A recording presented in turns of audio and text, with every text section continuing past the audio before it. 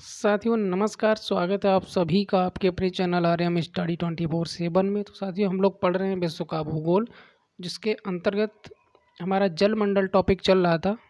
उसी के क्रम में हमारा एक टॉपिक बच गया है। इसमें जलमंडल के अंतर्गत आता है आपका ज्वार भाटा। तो ज्वार भाटा से संबंधित कुछ महत्वपूर्ण प्रश्नों की चर्चा इस वीडियो में करेंगे। तो सभी जो है आप सभी वीडियो को अंत तक जरूर देखें, और अगर आप चैनल पर नए हैं तो चैनल को सब्सक्राइब करें। चलिए बिना देरी के बढ़ते हैं आगे और प्रश्नों की करते हैं शुरुआत। तो पहला प्रश्न है, प्रगामी तरंग सिद्धांत किसकी उत्पत्ति की व्याख्या करता है? तो ये जो है ज्वार भाटा की व्याख्या करता है। अगला प्रश्न, ज्वार भाटा की उत्पत्ति के संबंध में प्रगामी तरंग सिद्धांत का प्रतिपादन किसने किया था? तो विलियम बेवेल ने किया था प्रगामी तरंग सिद्धांत का प्रतिपादन, जो कि ज्वार भाटा की उत्पत्ति से संबंधित है। अगला है, किसके गुरुत्वाकर्षण के कारण ज्वार भाटा आता है?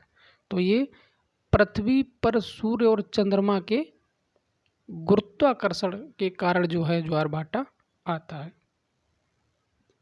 अगला प्रश्न, असाधारण रूप से उच्च एवं निम्न ज्वार जो अमावस्या या पूर्णिमा को, जबकि सूर्य चंद्रमा और पृथ्वी लगभग संरेखित हों, आते हैं, उन्हें क्या कहते हैं?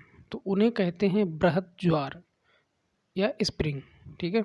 इसके बाद दैनिक ज्वार भाटा के मध्य समय अंतर होता है। तो ये 24 घंटे 52 मिनट का इसमें समय का अंतर होता है। अगला प्रश्न, अर्ध दैनिक ज्वार भाटा प्रायः कितने समय बाद आता है?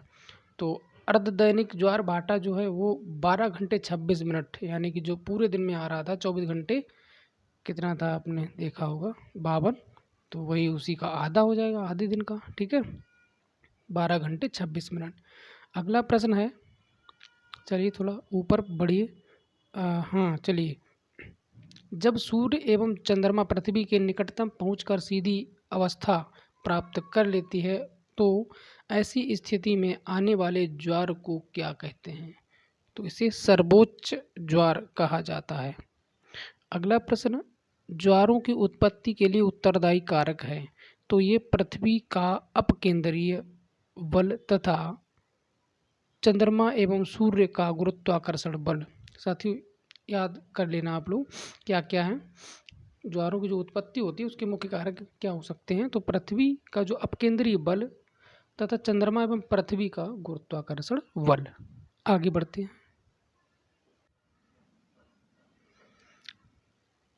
अब आता है अपना अगला प्रश्न। पूछा गया है, विश्व में सबसे ऊंचा ज्वार कहाँ आता है? तो सबसे ऊंचा ज्वार फंडी की खाड़ी में, ये एक फंडी की खाड़ी है, इसमें आता सबसे ऊंचा ज्वार। तो ज्वार भाटा की उत्पत्ति में किसका प्रभाव अधिक होता है? तो ये इसमें चंद्रमा का प्रभाव अधिक होता है। अगला प्रश्न है, महासागर में ज्वार भाटा की उत्पत्ति के कारण हैं। तो क्या कारण है महासागर में ज्वार भाटा जो आते हैं उनकी? तो उनके कारण है गुरुत्वाकर्षण, अभिकेंद्रीय बल तथा अपकेंद्रीय बल। ठीक है, ये दोनों जो है मुख्य कारण हैं। अगला प्रश्न है, अप्रत्यक्ष उच्च ज्वार उत्पन्न होने का कारण? तो ये जो है पृथ्वी का अपकेंद्रीय बल। और अंतिम प्रश्न है, महासागर में ऊंची जल तरंगें कैसे उत्पन्न होती हैं?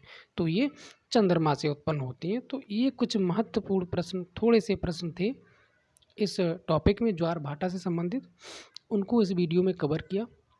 तो साथियों अब जो हम अगला टॉपिक पढ़ने वाले हैं वो है ऊर्जा संसाधन, जिसकी चर्चा अगले वीडियो में करेंगे।